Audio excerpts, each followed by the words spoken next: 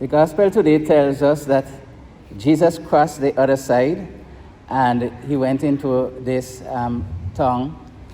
And as he was going, he passes through the area where there was a cemetery. And there were two men who were possessed. They approached him and asked, "Why are you here? Have you come here to punish us before our time?" All of these have significance in the gospel, and I think it will help us to understand ourselves and understand the world in which we live, together with our relationship with God. So let me just say, first of all, that in all situations of life, God always takes the initiative. We can say what we want, that we see God's hands at work when there are things happening around us and so on that are not pleasant, but God is always taking the initiative in the human condition. And he also takes the initiative, not just those who are experiencing crisis, but even those who are the least in the eyes of others, the vulnerable. He crossed over to the other side. This other side gives us the indication that it is a side that is opposite of another. Okay, there is a crossing of the sea, the crossing of the river, and so on, to get to the other side. But the other side is indicating that it is different from one side, the side that Jesus came. That is the Jewish side, mostly, that all the Jews live there. They practice Yahwehism, they practice knowing the one God, and therefore he is there. The other side doesn't practice, doesn't know God, and doesn't too concern. They have other gods, but not the God of Israel. So Jesus takes the boat and he crossed over to the other side of darkness. Just think about this for ourselves. We have a side that we see. Everybody sees this side of us, and we always say it is familiar. It is familiar for everybody. But there is a side of us that people don't know, and the side of us that we need to know even more, the side that we hide within us. And we have to visit there. And in fact, we must allow Jesus to visit those sides of us that we hide, or we keep from him, or even from the public. I'm not saying that you must let the public know everything about you, but there is this other side of us that Christ wants to cross over. And remember, he's crossing danger, which is the sea, which is the water, to get to where we are on the other side. And we could be in a very dark side. These two men, notice in Matthew's gospel, he didn't say one, as the other gospel, he says two. Imagine two persons, two men that was living in inhumane condition. And he is passing along to go deeper into the town, and he is encountered by these two men who ask him, what are you doing here? Have you come here to punish us before our time, Son of God?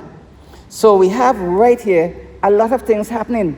I can't go into all of those things, but look at the dynamics. Have you come here to destroy and to punish? No. What the demons, first of all, recognize the divinity of Christ. Christ doesn't want the demons to recognize his divinity. He wants human beings to recognize that he is not only human, but he is also divine.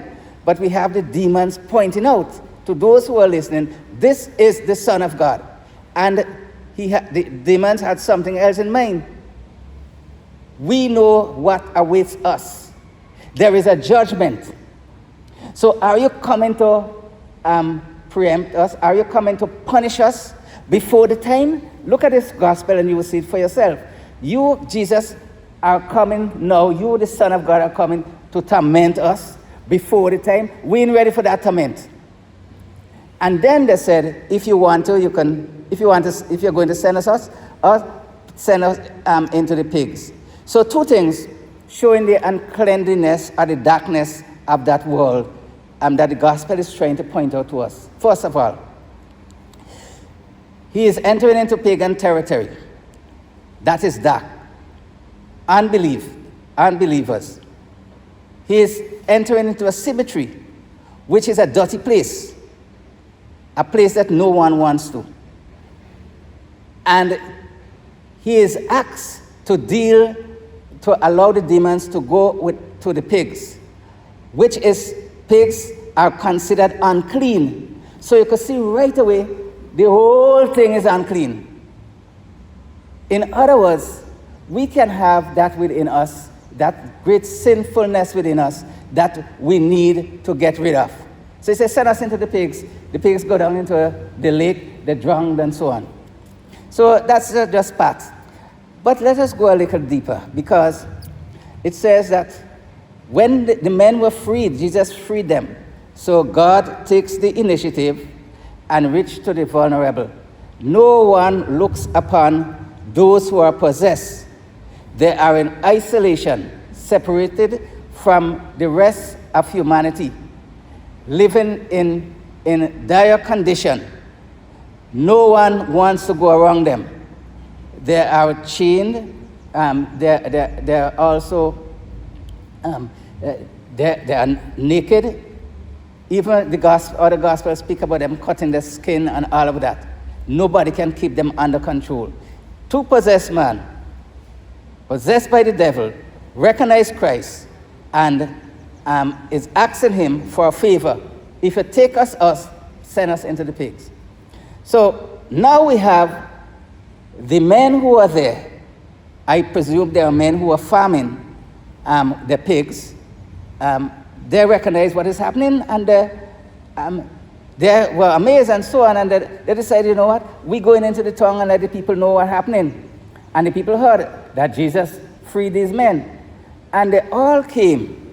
He said the whole town came. So they all came, and they knew what Jesus did. But guess what they said? Leave us. There are things in our lives that we do not really want God to touch. We say, at least not yet. You remember St. Augustine?